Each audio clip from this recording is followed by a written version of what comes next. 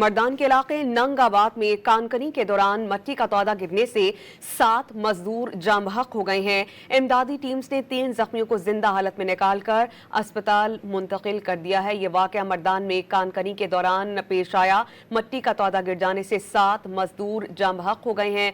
अब बहुत से अफराद ऐसे हैं जो ताहाल मलबे तले दबे होने की इत्तलात हैं। इस हादसे में 3 कारकुन जख्मी हो गए हैं।